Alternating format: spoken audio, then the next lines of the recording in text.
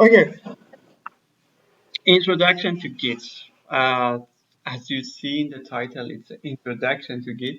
But as I know you, some people know a little bit about Git, so I try to change a little the presentation file, maybe to give more information.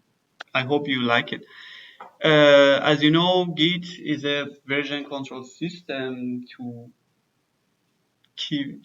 give you ability to track the files versioning and help the team to work better together and build a source file in a healthy way.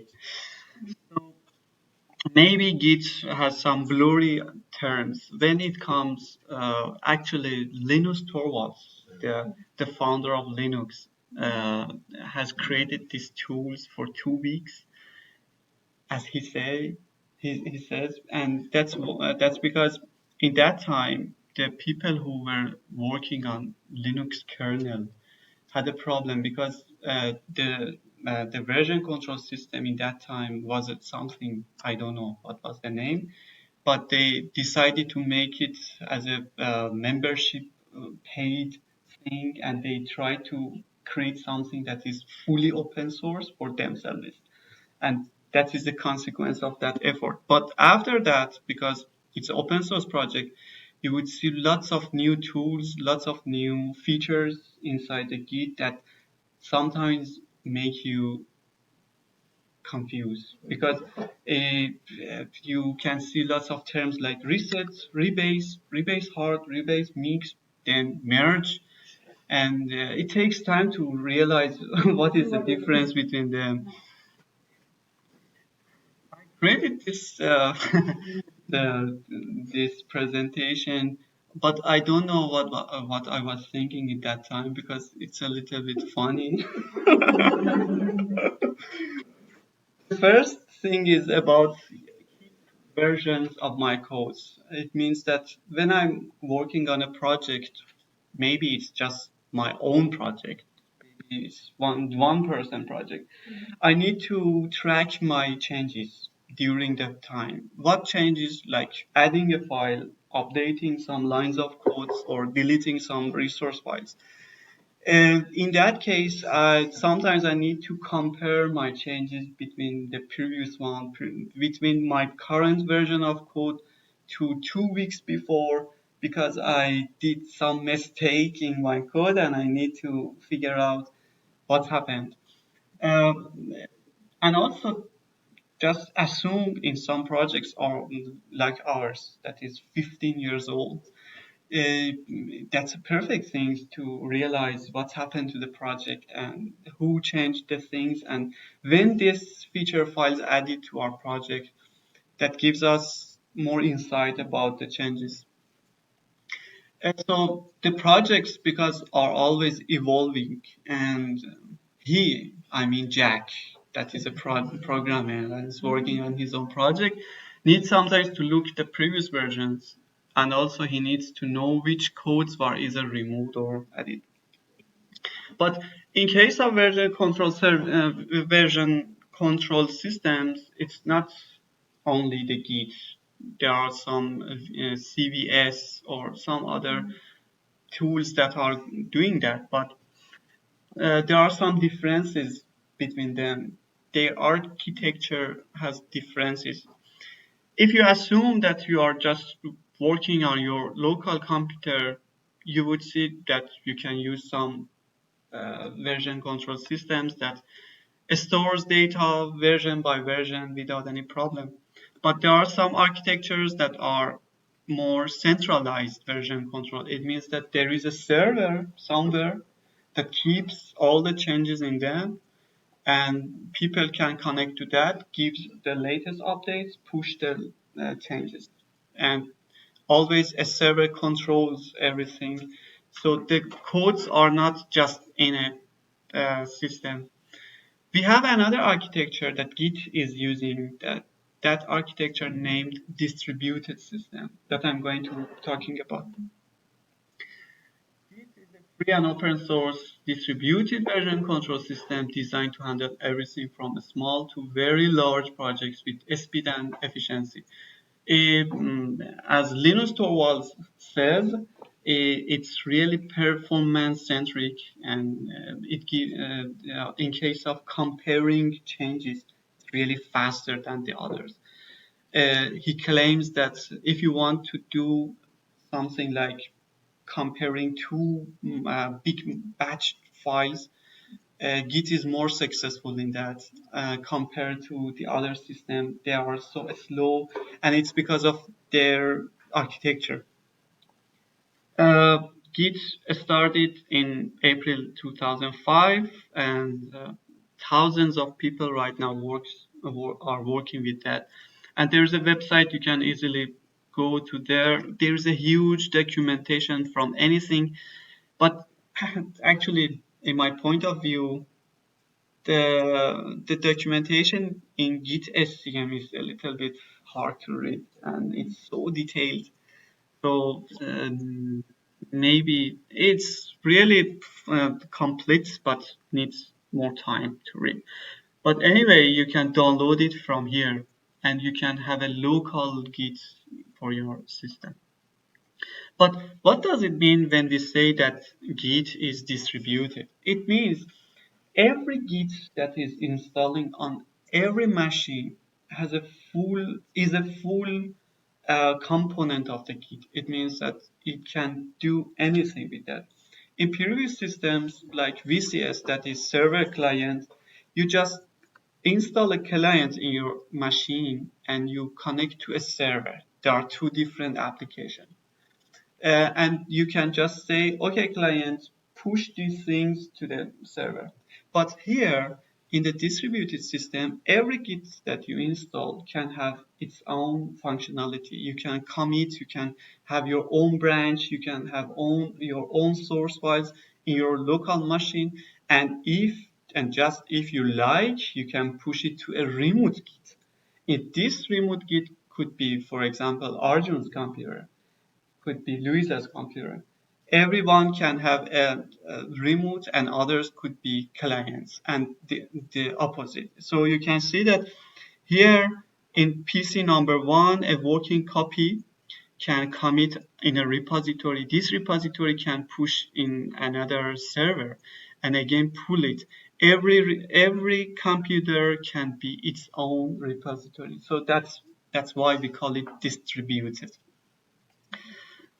So let's go out from the big picture and go to and follow our story. Why this is how to overcome yeah, why this problem with Git. Okay. Uh, it's really easy. When you install Git, installing Git on Windows is a little bit tricky because Git is suitable for Linux and is designed for Linux. The way that is working on Windows is that there is some tools that try to simulate the Linux command lines inside the Windows. So when you install the Git SCM, actually you would have something named Git Bash that actually it's a command line that you can support the command lines in Linux. So here you can see that there is a new tool named Git that can do anything. But as also some developers like me, I don't like the command too much. Exactly. There are lots of UI components, UI softwares that are working on top of this Git things like trees. What was that? Source tree. Yeah, like source tree. It's a powerful thing that everyone can. But the fact is that doesn't work on Linux. Still, exactly, and all of these UI tools are depend on the Git commands, and in the background they are using this command. So they are just added some facilities for you. But And when you have a folder that consists of lots of files, I can say preferably text files, because if you have some image file or MP3 file, how do you want to compare them? It's not suitable for them, but Git can keep them, and but comparing byte files doesn't make sense. But about the Java file, text file, XML file, feature file, everything that is text based, that's a powerful tool. So assume that I created a project before in a folder. Now I want to say that this project is Git based project and I installed Git before. It's easy and it's just enough to go to that directory and say git init. That's it. And in that case, now Git needs to know which files do you like to add as a commit. Commit means a series of files, a batch files that are changed during a period of time. For example, maybe today you commit something that consists two Java files and one feature files. Two of them are changed, one of them are added. So each of them is something like yeah, I can say I forgot the name. Batch file. No, yeah, it was batch file. No, I don't. I don't. Because before coming these tools, there were some other ways that people could contribute. For example, I worked on something and I could extract my changes that consist of changes, adding or deleting anything, and I could patch file. I could put them in a patch file and email them to Arjun and say, Arjun, I changed these things. You can apply this patch file to your source code. So actually, every commit is a patch file that consists of the changes. It just addresses which files, which lines are added, removed, or something like that.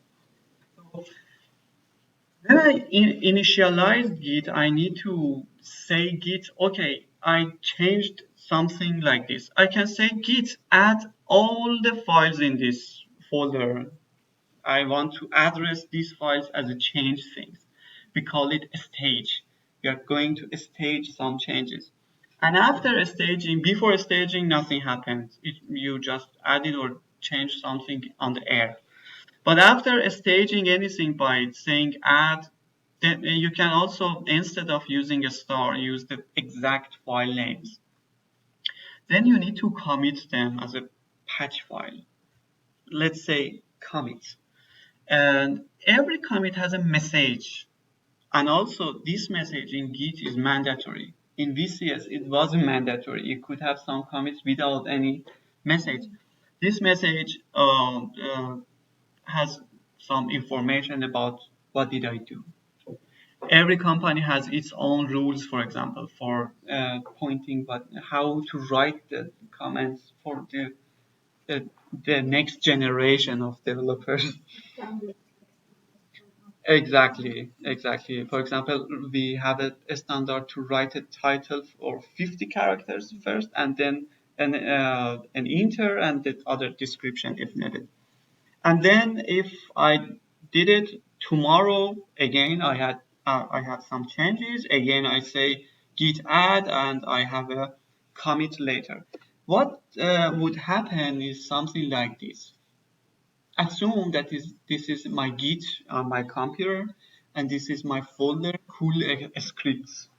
And at the first day, in the first day I added something, I commit them.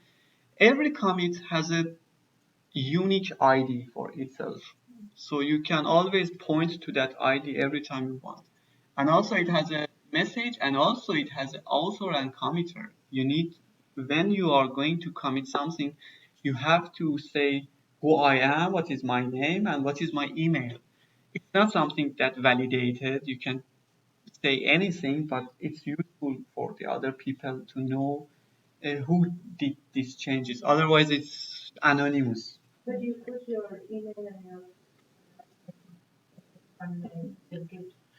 Yeah, No, it's a something named configuration. That's if you don't have it, Git suggests you to add it as a global configuration. But yes, also for each commit you can customize it and say, okay, send this commit with this name.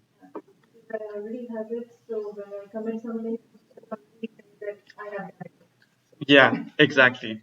Exactly. And also UI applications always asks you that you need to do it. Yeah. If you configure it as a global configuration, it's just once. And but if two people want to work on the same configuration, it's not a good idea. Okay, and also it has always a date, and then tomorrow I will change a file name a.java and I create a new file name c.java, and then I have another commit. Everything I add is just in a stream named master. In Git, the default name is master. We changed it to develop in our project, but every time you create a Git, its name is master. It's a branch. It's a series of commits that are tailing together, are put placing together as a serial of commits. Okay, and after I added and I worked on my project for a long time, I can see all the changes with GitLog. GitLog gives you a big insight about what did I do, what's the difference. For example, here we had a file named lib list single c, and it could say when I check the difference between this one and the previous one, it seems that this file is added and some lines of code are changed here. These two lines are added, these two lines are deleted. So after you have all the patch files together, it's another tool named diff tool that tries to compare them together.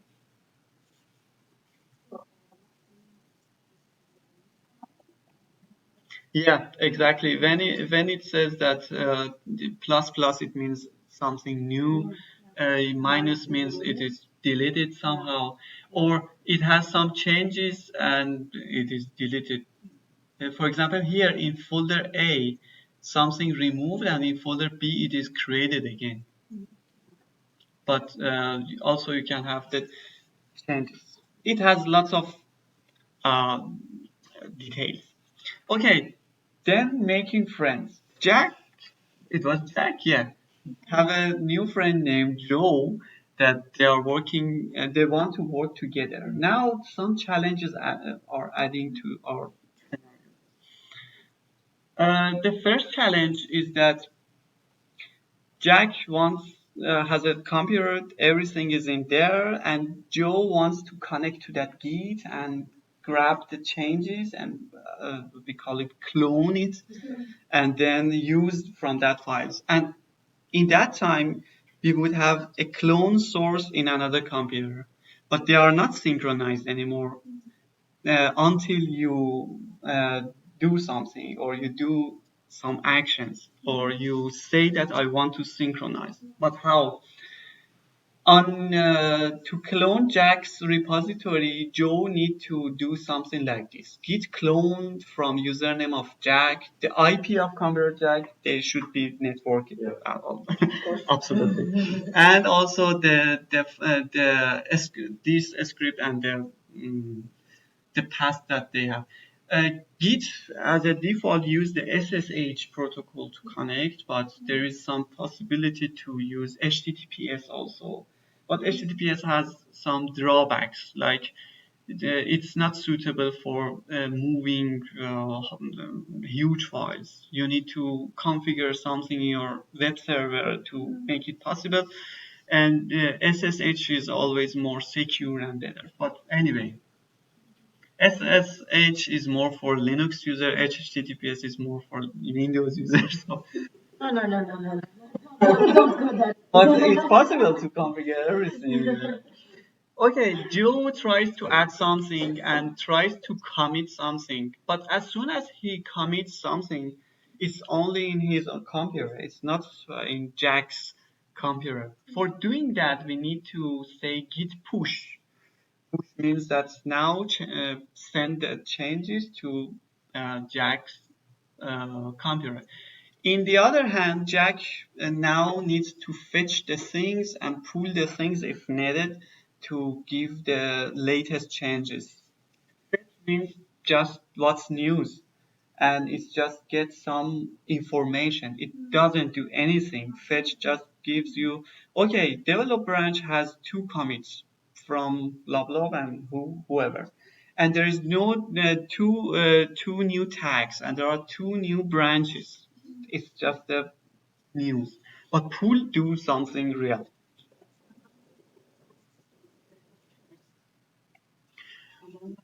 Because in that time you would see your client Git can understand that what's happened. In case that the main source before you send something had some changes, it's forward than you want, and by fetching your client Git would have some idea that I'm a step behind. I need to pull before and rebase my changes, then I can push it. Yes, exactly.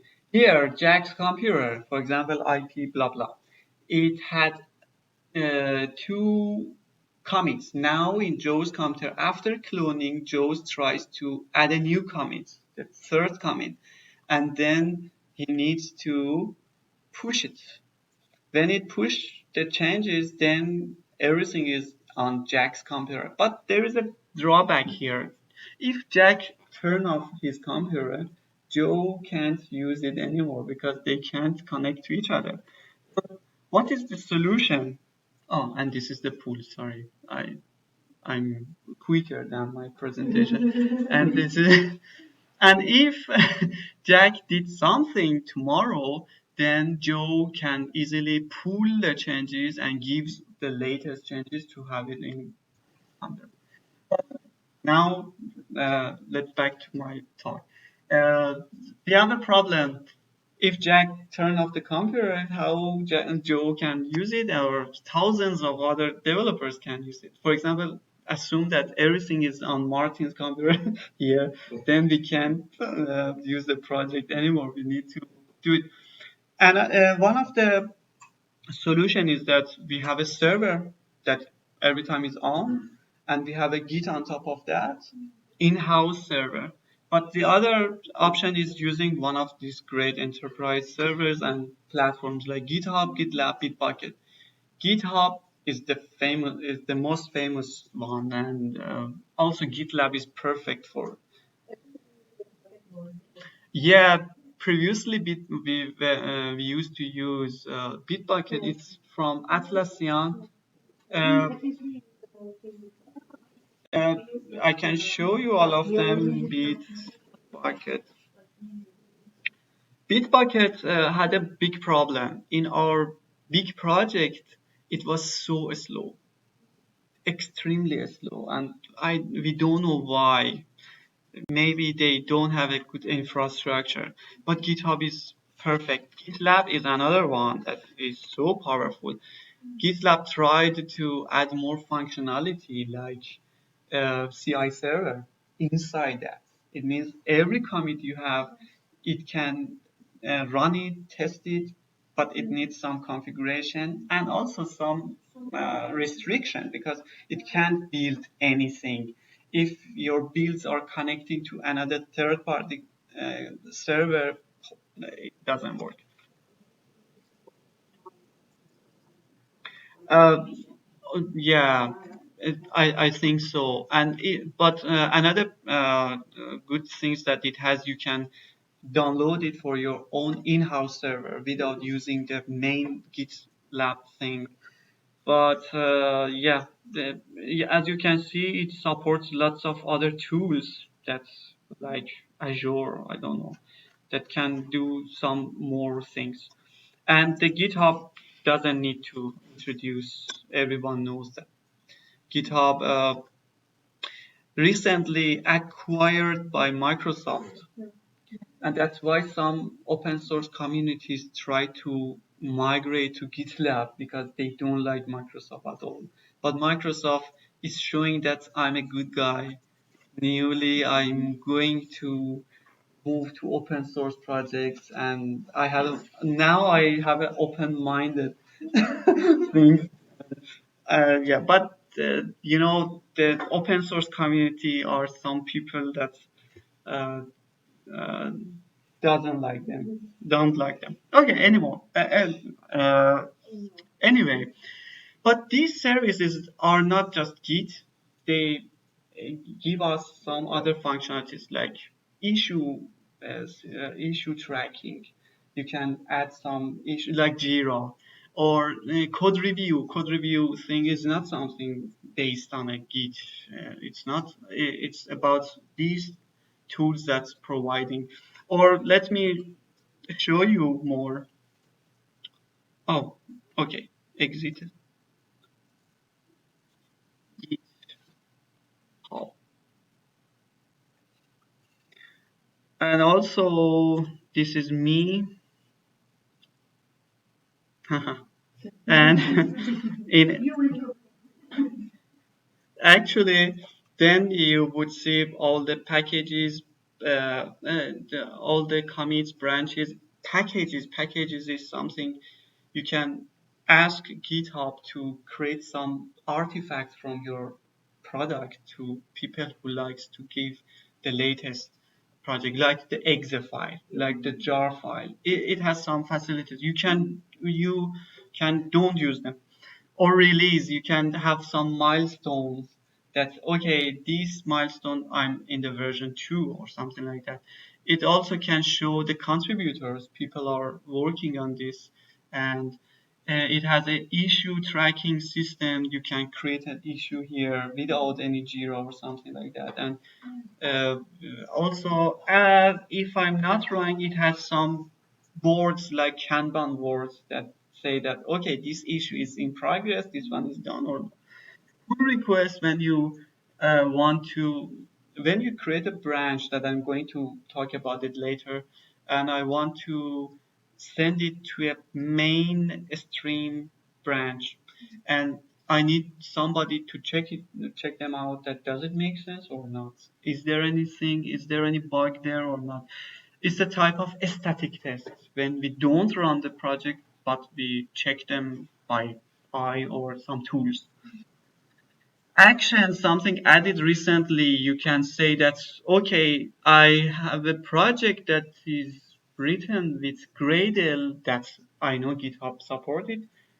GitHub, please build every commit I have to check that everything is going well or not. Something like Jenkins that we have as a third party server, you can have it here, but in a limited space. Also, you can have a wiki to add some documentation. So it's a full package for you and all the other things. Inside, like some statistics. Uh, Previously in GitHub, you could just have public repositories. It means everything you would create, everyone could see that. But right now, it added something private repositories just for yourself or some limited people. Previously, it was by paid, but I think right now they are more richer than before than that they can do anything. Okay, let's back. It was an appendix, a full appendix.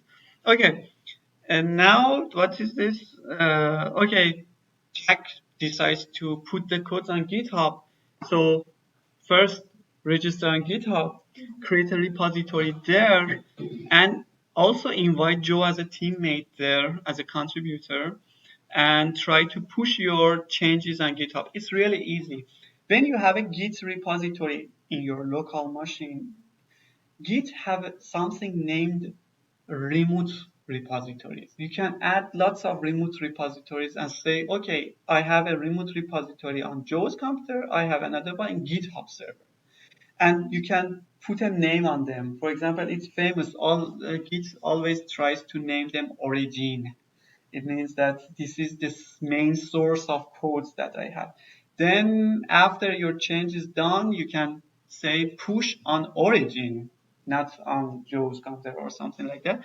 And then all together they can switch to GitHub. And Joe has to uh, again clone the newest change from GitHub this time.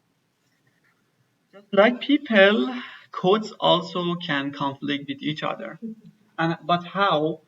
Assume that Jack are working on a source file named mediaplayer.java, and then he wants to add a button for stopping, for example, music. Meanwhile, Joes are working on another button named pause in the exact Java file. So what's happened? Here is the competition that who's first. If Jack tries to add this new feature, media player.java for stop music, and push it on the GitHub server, and Joe, before getting the latest changes, tries to push something at the first moment, he would give some errors because he said Git would say that you are behind the changes. You need to pull the latest changes or rebase your changes from the remote repository. Then I will let you to send another things. But as soon as Joe tries to pull the changes, because both changes were on same lines in the same file, if they are different, there is no problem. They are resolvable. But in this case, uh, not only Joe will get some error, it shows some conflicts. Says, okay, in line, I don't know, 15, you have added this line of code while Jack before added this one. Which of them do you like to use? And you should resolve it by adding a flag that, okay, resolved. But Git tries to add some characters like less than or more than, and with some sign that here is a problem. And then you need to change them, to correct them, and again, after you resolve the change, you can push them to server. So you can resolve it easily. And that's something I said. Okay. Chapter 3. How much time do you have? Oh, it's okay. Now we are a community.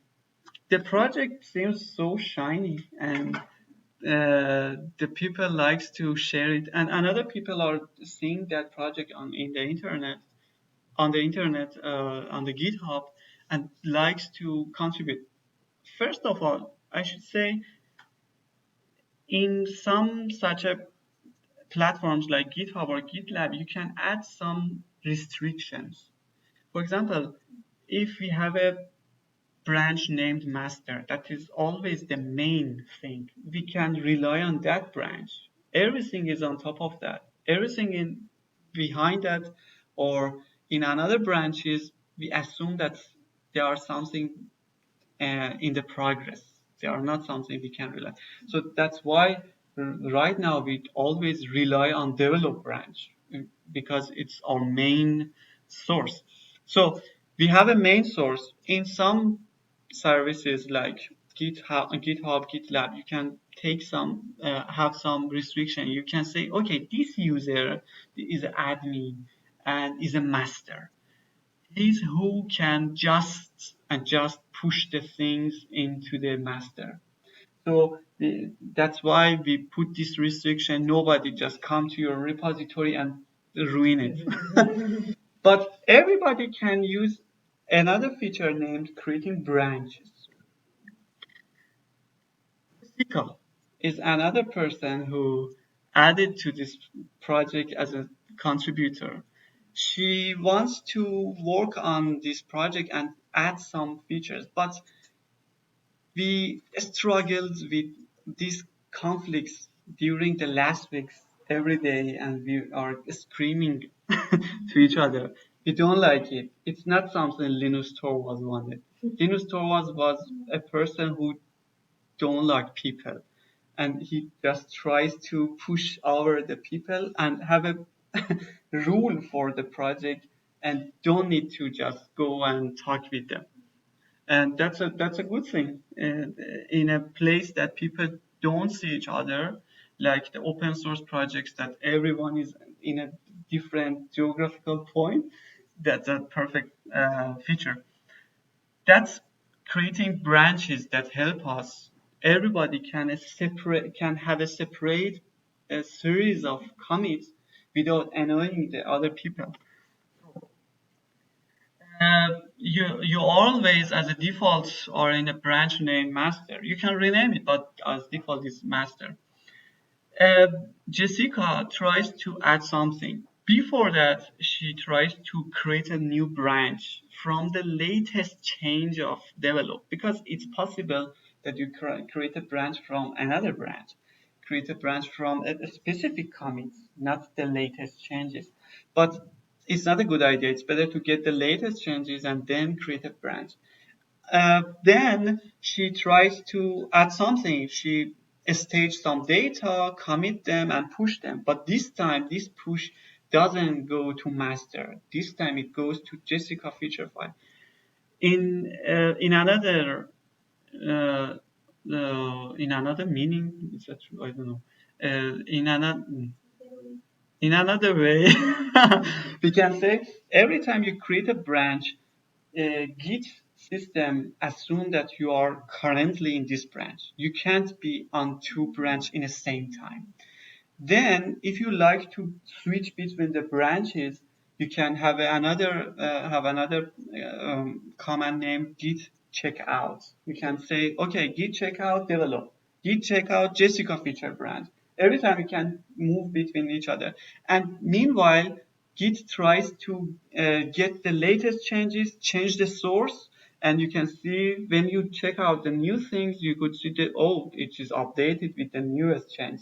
When you check out the previous one, maybe you see some files deleted, some files added. So you don't need to do anything with your source file. Git do anything for you, does anything for you.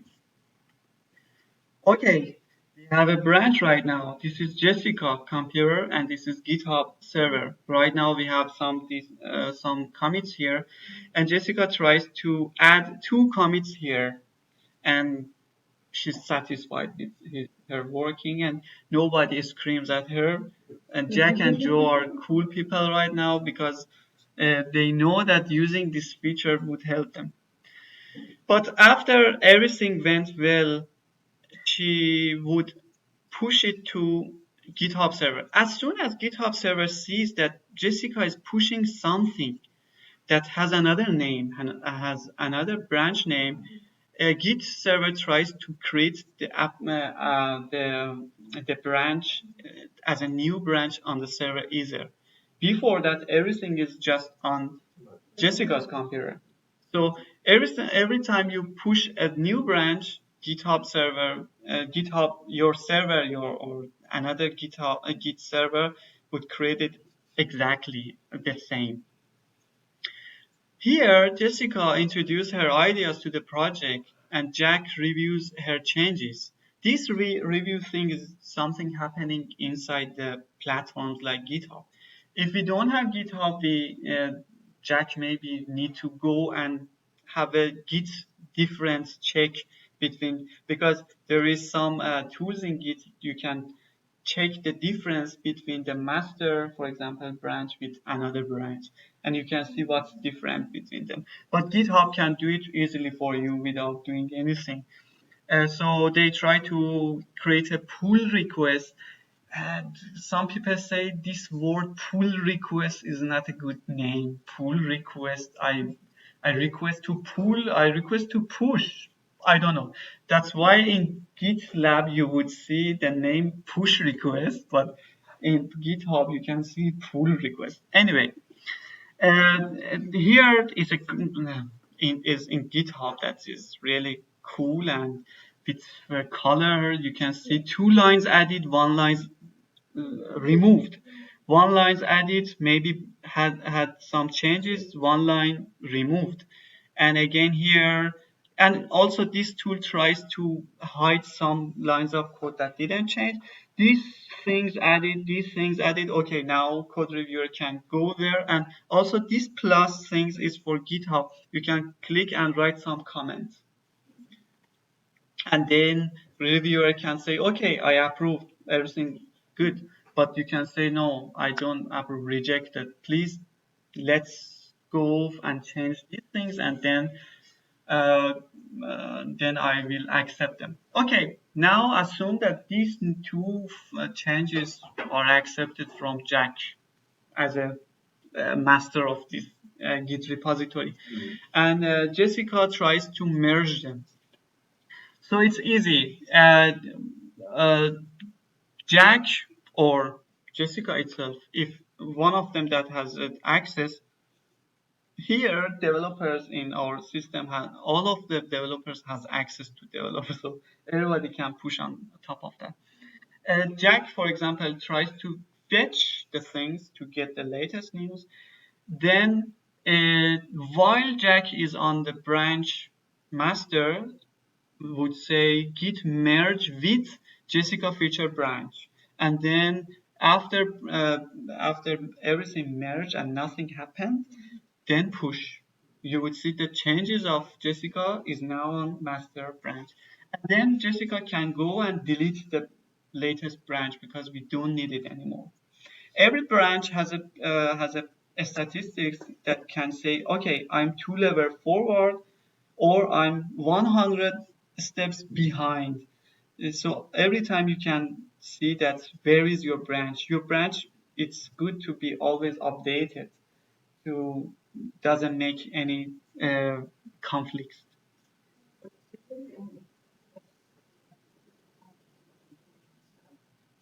No, if you Jenkins maybe creates some its own branches and then delete it itself. But if the developer himself or herself try to create something, he or she should go there and delete it. There are some other tools for the people who like to work like this, named Gitflow, that installed on top of Git. Then in Gitflow, you would say, okay, Gitflow, new feature named blah blah. When you do that, it tries to create a feature, and then you go say, Gitflow feature done. It would go automatically merge it and delete the previous branch. So there are some tools that could do that, but we don't use them. We always manage them manually.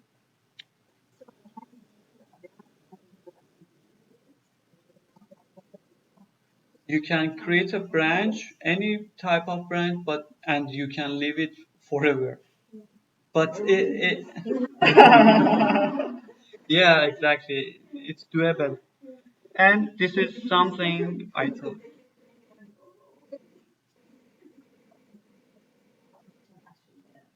Absolutely, you can have your own private branch, but the fact is that that's not just the people that use Git. Maybe some tools are using Git, like Jenkins. For example, we configure Jenkins to always fetch the latest changes from Git. If anything found, do something. For example, it is configured if your branch started with a slash pipeline, then go grab them, run them, build them, and report them. If it's in a slash private, it doesn't do anything. If you in a comments you add plus blah blah, we wrote something that read all the changes and all the comments. If in the comments of commit there is plus AWS, then do this action also. So all of these things is from Jenkins. So Jenkins is someone that is mostly using Git more than us. Always is fetching, each 1 minute is fetching the latest changes to see if something happens, any new commit, any new branch to test or not. Okay, this is the story of creating merging, and this is when everything merged, and you can see the commits are merged in the master. Every commit has a parent, so it has a sequential thing. In this case, you can see every commit could claim that I'm not only in master, I'm on Jessica feature branch. So it reports in on which branches I exist right now, and then you can delete or and do anything you want. Okay, that's done, but it's not all the things. We have some other terms like reset, like rebase, and all these are because of some scenarios that would happen. For example, rebase is where you want to get the latest changes from the other branch and meanwhile keep your changes on top of them again. So for example, I worked on a branch 2 weeks ago. I had 2 commits, but meanwhile develop had 5 new commits. I need that 5 new commits again in my branch, but not after my change. I want to have my changes always on top of them. This is what we are calling rebase. Rebase from the develop branch, from the master branch. We have something named reset. I regretted from all the changes in my branch. I want to have the exact branch of, for example, master in my thing. I can say, okay, reset hard from that one. Everything will disappear and will reset to that branch. We have lots of things like that. Cherry pick when I want to just cherry a, pick a cherry from another branch, just one commit, not all of them. Yeah, we use it for hot fixes, for example, that this commit will fix this one, so we cherry pick that one. So there are lots of terms. I managed to show you how to I'm going to create a repository, but it seems that we don't have time. But if you have time or you would like, I can stay and just create a branch and create a new repository in GitHub and tell you how to manage your own branch, manage your own project there. If you just have time, would you like?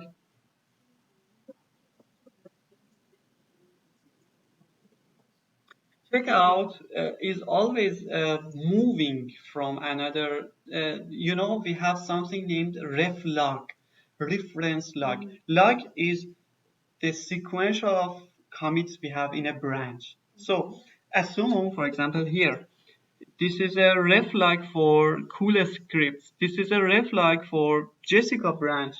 So I would like to, now that I'm working on Jessica branch, I would like to switch my source to again to develop or master. So I check out the master. These 2 commits never disappeared. They are there, but your source, your ref log will change to the head of your ref log will change to master.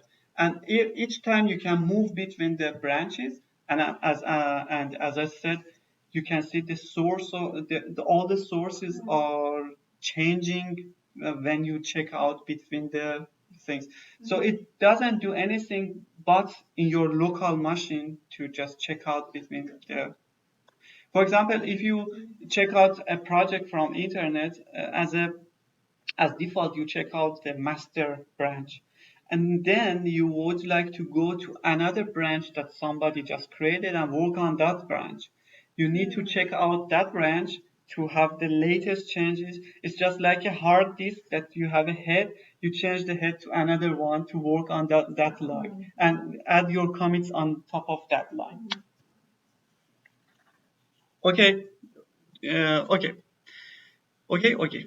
Uh, I go to, for example, drive C. It's a really easy example. It's not a big deal. Uh, for example, I create something named demo. I can't say demo project. That's my root project. Then I try to create some folder or some file or modules, anything you like text. Hi, this is the text. Save it. And it could be Java file, it could be a source file, it could be just nonsense poem. And then you can have some folder, or let's say directory. And I can have something on top of that. The fact is that Git is not sensible about the directory. If you have a directory that is empty, it doesn't mean anything for Git. The only thing is the files. But when you say that, okay, my file is named FSFS and it's from JJ slash, it means I have a directory. Yeah, that's the meaning of Git. Okay, if I try to use commands, but you can use any tool you like. Uh, I say git bash here. As I said, for initializing your project, I assume that before this, I didn't have any repository in server. I'm going to create something from scratch. I say git init, and it say okay. But what is the behind the scene? What is when you initialize a git or clone a git? In fact, a folder named .git will be created, and everything is here. Every references, every branches are storing here, but you don't need to take care of it. It's just something behind, and that's why when I right now in this uh, folder say git and do something and realize I'm a git repository exactly. Okay, it's not so smart. There should be something there, but I just opened the hidden files. That's why you are seeing that. Okay, and then I say add. I can say okay, add txt or blah blah everything one by one, or I can say yeah, it's fine. And okay, if I just state the data, I can also say a status. It would say, okay, these new files are added. I can see what's happened. Then I will go and commit my changes with dash m. That means I need a message. Say, this is my first awesome project. But before that, I'm getting an error. It says that you don't have any user email or name. I don't know what should I put there. We can't have anybody anonymous. I can say I'm anonymous person, but I should declare it like this. For example, I say my name is Ramin Zare and my email, and this email is something good. Maybe you need to email someone. Oh, you just ruined our project. Ramin Zare. No, it's just a label. You can put anything in there. Okay, now I can commit it. Commit it, but everything is my own computer. If I say log, I can see the ref log. This is just one. The head is on master. I didn't check out anything else. I can create another branch on top of this. I can just say git branch blah blah, and then you would see that I have another branch with the latest ref log. But meanwhile, I go to my repositories. I don't have something special in my repository. I didn't work on projects, but they are mostly demos or something like that. I create something, a repository exactly with name demo project to have a same name. Also, I can make it private. Okay, it says, do you like to add some files like README? README is a file that you can say about your project, and as soon as you have something like that in your root project, GitHub tries to show it at the first page of dashboard of your project. That's good, but I don't do that because adding a new file means a new commit. Then if I want to push something, it means that I'm one commit behind. So then I would get some errors. So let's do not that. Do not that. Okay. This project is here, and this is uh, the URL. I can change it to SSH or HTTPS. Let's do not go to SSH. I don't want to get some headache right now. But you could see that here it says that go to your project if you are your project is going to create newly.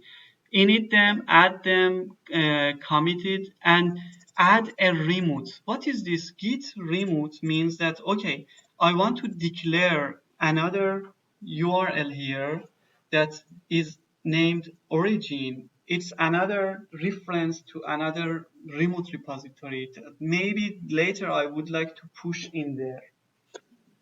When I add it, just something you can see, then you can say git push origin dash u means that I want to send this branch. You can don't mention it, then it would send the current branch you are working. But I'm saying on origin, it means the origin that I declared as a reference, as a variable. Then here, previously I logged in, but if I didn't logged in, it would, because I used HTTPS, it would show you a dialog to enter your user and password. For SSH, you need to declare some public key, private key, and something like that. Then now, if I refresh here, oh, they're here. Text, JJ, and everything I added. And I can blame people who worked on this. It means that it shows that this is my first blah blah. Ramin Zarech 4 minutes ago, 3 lines added. Yeah. And also I don't have any pull request because I don't have any branch right now. But I think that's a good example.